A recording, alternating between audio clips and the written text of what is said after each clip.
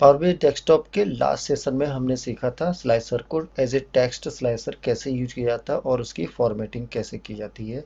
और आज के सेशन में हम सीखेंगे स्लाइसर को डेट स्लाइसर के रूप में हम किस तरह से यूज कर सकते हैं और इसकी फॉर्मेटिंग किस तरह से की जा सकती है। तो चलिए स्टार्ट करते हैं slicer as a text slicer.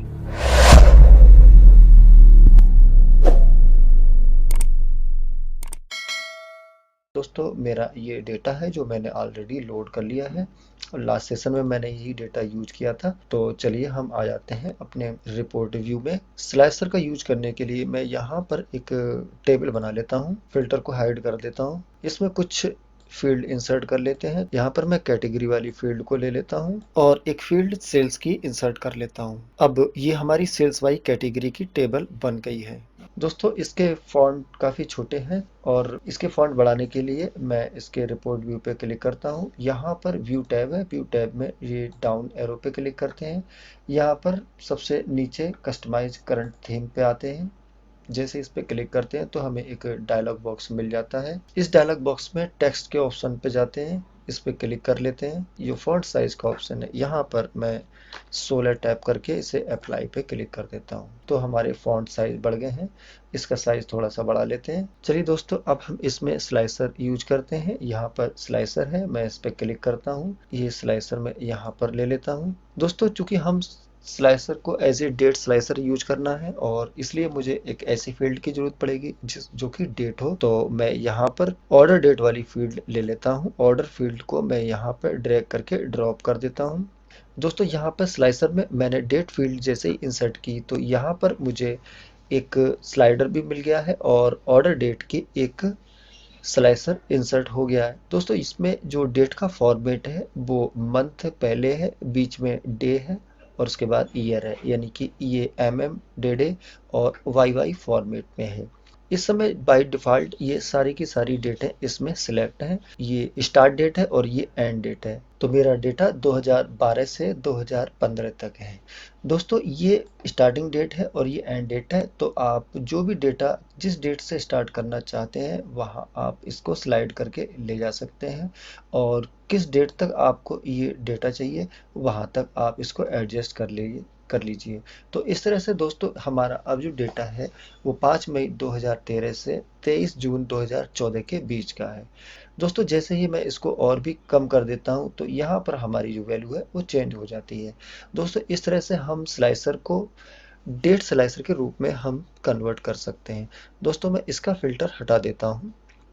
दोस्तों यहाँ पर आप देख सकते हो एक डाउन एरो है। जैसे ही हम यहाँ पे क्लिक करते हैं तो डाउन एरो में हमारा कुछ ऑप्शन आते हैं। इनमें से एक होता है बिटवीन, एक होता है बिफोर, एक होता है आफ्टर, एक लिस्ट, एक ड्रॉप डाउन, रिलेटिव डेट और रिलेटिव टाइम। बिटवीन ऑप्शन पे बाय डिफॉल्ट ऑलरेडी हम हैं। आप इसको सिलेक्ट करेंगे तो ऑलरेडी दो डेटों के बीच में हम जो भी सेल्स चाहते हैं कैटेगरी वाइज वो हम इस पे एडजस्ट करके आसानी से हम यहाँ पर देख सकते हैं।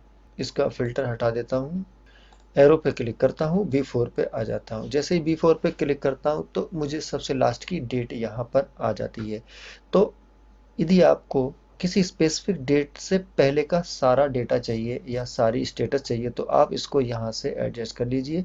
तो आपके डेटा सेट में जो सबसे पहली डेट है उससे लेके 5 मार्च 2014 तक की डेटा की सारा स्टेटस यहाँ पर आ गया। इस तरह से आप इस डेट स्लाइसर को फिल्टर की तरह यूज कर सकते हैं। दोस्तों इसी तरह से यहाँ पर आफ्टर का ऑप्शन है। दोस्तों जैसे ही मैंने आफ्टर पे क्लिक किया और तो हमारी जो पहली डेट है वो 5 जनवरी 2012 है। तो अब मुझे यहाँ से जो पहली डेट है यहाँ से यदि मैं इसको ड्रैग करके ले जाता हूँ, मान लिया मुझे 20 सितंबर 2014 से लेके 30 दिसंबर 2015 तक का मुझे स्टेटस चाहिए। तो मैं इस तरह से इसको ड्रैग करके मैं यहाँ पर इसको कैटेगरी वाइज सेल्स को शो कर सकता हूँ। और यदि आपको और कम चाहिए 10 जून 2015 से हमारी आखिरी डेट जो है 30 जनवरी 2015 है, इसके बीच तक का सारा डेटा का स्टेटस यहाँ पर सेल्स रिपोर्ट में यहाँ पर दिखाई देता है। दोस्तों यदि हम यहाँ पे एक चार्ट इंसर्ट कर लें तो हमारा चार्ट में भी यही स्टेटस आएगा। तो मैं यहाँ पर चार्ट को इंसर्ट कर लेता हूँ, कैटेगरी को लेजेंड्स पे ले जाता हूँ और मैं प्रॉफिट की जो फील्ड है उसे वैल्यू में ले लेता हूँ और इसे थोड़ा सा बड़ा कर लेता हूँ। इसको ड्रैग करके आप जो भी स्टेटस करेंगे वो चेंजेस हमारे यहाँ पर भी होंगे। सारे के सारे चेंजेस टेबल्स में भी हो रहे हैं और हमारे चार्ट में भी हो रहे हैं। इस तरह से हम इस डेट स्लाइसर का यूज कर सकते हैं। और यदि मैं यहाँ पर एज ए लिस्ट का यूज करूँ तो मेरे पास लिस्ट में बहुत सारी ही डेटे आ जाएंगी जो मेरे डेटा सेट में अवेलेबल हैं। तो चूंकि मुझे इतनी लंबी लिस्ट की ज़रूरत नहीं पड़ेगी, यदि कोई स्पेसिफिक डेट की मुझे स्टेटस चाहिए तो मैं इसे यहाँ से सिलेक्ट कर सकता हूँ और कंट्रोल क्लिक करके मैं कई डेटों को एक साथ सिलेक्ट कर सकता हूँ। तो उन सारी डेट्स का एक साथ यहाँ पर स्टेटस आ जाता है। दोस्तों अब हम इसके फिल्टर को क्लियर कर देते हैं। दोस्तों फिर से मैं ड्रॉप डाउन पे आता हूँ और यहाँ पे लिस्ट के बाद जो अगला ऑप्शन है वो है ड्रॉप डाउन का। तो मैं ड्रॉप डाउन पे जैसे ही क्लिक करता हूँ, इसको मैं थोड़ा छोटा कर लेता हूँ, तो यहाँ पे डाउन एरो आ जाता है। डाउन एरो के अंदर हमारी बहुत सारी डेटे आने लगती हैं। ये इसको मैं एज ए ड्रॉप डाउन भी यूज कर सकता हूँ। तो कोई सी भी स्पेसिफिक डेट है, मैं इस पे कंट्रोल प्रेस करते हुए क्लिक करता हूँ तो वो सारी डेटे यहाँ पे सिलेक्ट हो जाती हैं और इस तरह से कुछ स्पेसिफिक डेटों का डेटा हमारा यहाँ पर शो होने लगा है। दोस्तों मैं फिर से क्लियर कर देता हूँ।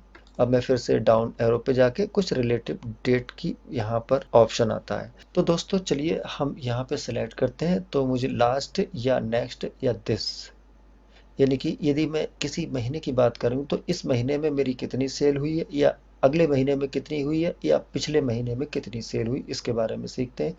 तो अभी लास्ट पे बाई डिफ़ॉल्ट है, तो लास्ट 1 मंथ में या 2 मंथ में, चलिए यहाँ पे लास्ट 2 मंथ में मेरी सेल का स्टेटस क्या रहा, मैं इस पे क्लिक करता हूँ तो आप देख सकते हो यहाँ पे लास्ट 2 मंथ का स्टेटस मेरा यहाँ पे दिखाई दे रहा है।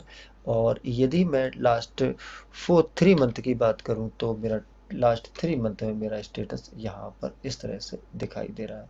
ये स्टेटस मेरा लास्ट 3 मंथ का है, जबकि मेरी लास्ट जो मेरा रिकॉर्ड है वो 30 दिसंबर 2016 को था। और यदि हम लास्ट 1 ईयर की बात करते हैं तो मैं यहाँ पर ईयर ऑप्शन को सिलेक्ट कर लेता हूँ तो पिछले 1 साल का हमारा जो स्टेटस है वो आप यहाँ पर देख सकते हो। और इसी तरह से हम यहाँ पर 2 टाइप कर देते हैं तो 2 का स्टेटस मेरा यहाँ पर आ गया है। तो ये लास्ट 2 ईयर का यहाँ पर स्टेटस आ गया है। आप देख सकते हो 1/8/2014 से 1/7/2016 तक का स्टेटस, जो कि 2 वर्ष का है।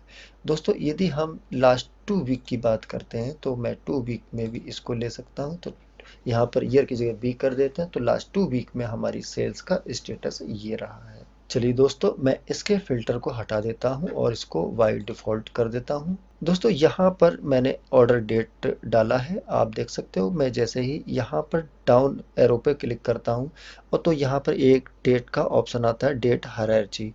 जैसे ही मैं यहाँ पे क्लिक करता हूँ तो हमारी जो डेट है वो ईयर, क्वार्टर, मंथ और डे में कन्वर्ट हो जाती है। और ये इसको मैं थोड़ा एक्सपेंड कर देता हूँ। तो एज ए हायरार्की यहाँ पर 2012 के डाउन एरो पे जैसे क्लिक करते हैं तो हम क्वार्टर पे पहुंच जाते हैं और किस क्वार्टर में कौन से मंथ की हमें सेल्स की ज़रूरत है वो हम यहाँ पे सिलेक्ट कर सकते हैं। इसी तरह से यदि मैं इसके केवल जनवरी और फरवरी की है तो कंट्रोल दबाते हुए जनवरी भी क्लिक कर देता हूँ तो मुझे ये जनवरी और फर्स्ट क्वार्टर के जनवरी और फरवरी की सेल्स मुझे यहाँ पर दिखाई देने लगती है। तो दोस्तों हायरार्ची के रूप में भी हम इस तरह से हम स्लाइसर को एज ए डेट स्लाइसर के रूप में यूज कर सकते हैं। मैं इस ऑप्शन को फिर से चेंज कर देता हूं और ऑर्डर डेट पे आ जाता हूं और यहाँ पर मैं फिर से बिटवीन को सिलेक्ट कर लेता हूं, फिल्टर हटा देता हूं। दोस्तों यहाँ पे मैं रिलेटिव डेट सिलेक्ट कर लेता हूं। अभी तक हम लास्ट पे जा रहे थे तो लास्ट 1 मंथ या लास्ट 1 ईयर। तो अब हम नेक्स्ट की बात करते हैं तो नेक्स्ट का हमारे पास अभी तक डेटा नहीं है क्योंकि मैं 2016 तक का डेटा है। तो दिस मंथ का भी मेरे पास नहीं है, तो लास्ट का है वो मैंने आपको दिखा दिया है। तो दोस्तों इस तरह से हम रिलेटिव डेट्स में भी लास्ट या दिस वीक की या फिर नेक्स्ट ईयर का हम डेटा इसमें फिल्टर कर सकते हैं। दोस्तों मैं यहाँ ऑर्डर डेट वाले जो ड्रॉप डाउन है इस पर क्लिक करता हूँ और डेट हायरार्ची पे फिर से आ जाता हूँ। यहाँ पर दोस्तों डाउन एरो है और डाउन एरो की जगह मैं ड्रॉप डाउन पे क्लिक करता हूँ तो यहाँ पे ऑल ड्रॉप डाउन का ऑप्शन है। मैं जैसे क्लिक करता हूँ तो यहाँ पे एक ड्रॉप डाउन ईयर के ऑप्शन आ जाते हैं, और जैसे ही मैं इसके ईयर के सामने जो डाउन एरो है मैं जैसे क्लिक करता हूँ तो क्वार्टर, और क्वार्टर के सामने कोई सा भी एक जो डाउन एरो है इस पर क्लिक करते हैं तो यहाँ पर वो मंथ का स्टेटस आता है। आप किसी भी मंथ को सिलेक्ट कर सकते हैं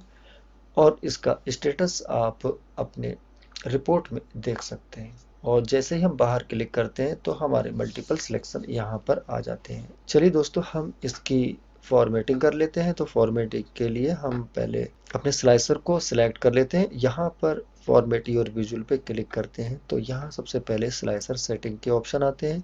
स्लाइसर सेटिंग में मल्टीपल सिलेक्ट करना है कंट्रोल के साथ, तो इसे ऑन रखते हैं। जैसे कि मैं 2014 का सिलेक्ट किया और फिर कंट्रोल दबाते हुए 2013 का सिलेक्ट किया, तो ये कंट्रोल के साथ जो मेरा मल्टीपल सिलेक्शन है वो हमारा यहाँ पर हो सकता है। तो इस ऑप्शन को मैंने ऑन कर दिया है। यदि आप एक बार में केवल एक ही सिलेक्शन चाहते हैं और दूसरा सिलेक्शन जैसे ही करें और पहला वाला हट जाए तो हम इसको ऑफ कर देते हैं। इसके बाद दोस्तों यहाँ पर स्लाइसर के हेडर हैं। ये header year, quarter, month, day है। ये यहाँ पर ऑलरेडी ऑन है, और इसकी यदि फॉन्ट साइज बढ़ाना है तो आप यहाँ से बढ़ा सकते हो। मैंने यहाँ पर 16 टैप कर दिया है तो इस हेडर का फॉन्ट बढ़ गया है। यहाँ बोल्ड, इटैलिक और अंडरलाइन कर सकते हो। इसका यहाँ कलर चेंज कर सकते हैं। बॉर्डर आप यहाँ से कर सकते हो, और बैकग्राउंड आप इस हेडर का यहाँ से चेंज कर सकते हो। यहाँ पर वैल्यू का ऑप्शन है। वैल्यू आप यदि बढ़ाना चाहते हो तो ऑलरेडी ये बढ़ा हुआ है, और यदि वैल्यू इसकी कम करना है तो मैं इसको 17 कर देता हूँ तो ये 17 इसकी वैल्यू हो जाती है। बोल्ड, इटैलिक आप यहाँ से कर सकते हो। मैंने ये इटैलिक कर दिए हैं। इसके अलावा आप बॉर्डर भी बढ़ा सकते हो। ये इसका बैकग्राउंड है। बैकग्राउंड यदि आपको चेंज करना है तो इस ऑप्शन पे जाके आप कोई सा भी एक बैकग्राउंड सिलेक्ट कर सकते हैं। मैंने ब्लू सिलेक्ट कर लिया है। जैसे ही ब्लू सिलेक्ट करते हैं वैसे ही हमारा ईयर का जो बैकग्राउंड है यहाँ पर ब्लू हो जाता है। मैं इसे बाय डिफॉल्ट कर देता हूँ, पहले जैसा कर देता हूँ व्हाइट कलर में। दोस्तों यहाँ पे हायरार्ची का ऑप्शन है। एक्सपेंड और कोलैप्स में 3 ऑप्शन हैं, और ये तीनों ऑप्शन अलग अलग टाइप के हैं।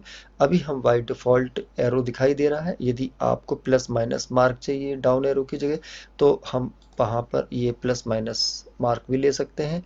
यदि मैं यहाँ पर प्लस पे क्लिक करूँगा तो हमारी ये एक्सपेंड हो जाती है। ये मैंने क्वार्टर पे एक्सपेंड किया है, ये मैंने मंथ पे। किसी एक डेट को आप सिलेक्ट करेंगे तो उसका स्टेटस यहाँ पर आपको दिखाई देने लगेगा।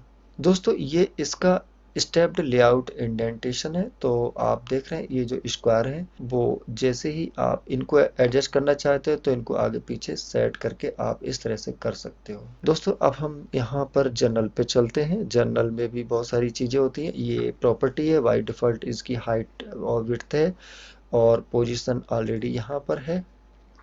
ये टाइटल है। टाइटल फिलहाल इसका ऑन नहीं है। यदि आप इस टाइटल में कुछ लिखना चाहते हैं इसे ऑन करके यहाँ पर कुछ भी लिख सकते हैं। यहाँ पर आप कुछ भी टाइटल लिख सकते हैं। तो ये टाइटल आप एडजस्ट कहाँ पे करना है वो आप यहाँ पर कर सकते हैं। ये इसको सेंटर कर देते हैं। यहाँ पे राइट अलाइनमेंट है, ये लेफ्ट अलाइनमेंट है। इसको बोल्ड और इटैलिक भी कर सकते हैं, और इसका साइज आप ऊपर यहाँ पर बढ़ा सकते हैं। इसी तरह से इसका इफेक्ट चेंज करना है तो आप इसका इफेक्ट यहाँ से कर सकते हो। विजुअल बॉर्डर है ऑफ है, आप विजुअल बॉर्डर इसका ऑन कर सकते हैं। अभी हमारे पूरे स्लाइसर का बॉर्डर आ गया है।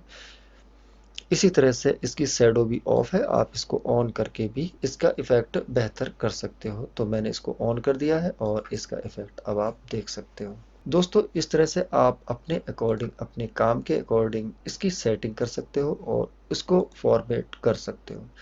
दोस्तों इस तरह से हम अपने पावर बीआई डेस्कटॉप में डेट स्लाइसर का यूज कर सकते हैं और उसकी फॉर्मेटिंग कर सकते हैं। दोस्तों वीडियो अच्छा लगा हो तो आप लाइक कीजिए, शेयर कीजिए, कमेंट कीजिए, और यदि चैनल को सब्सक्राइब नहीं किया है तो चैनल को सब्सक्राइब जरूर कीजिए।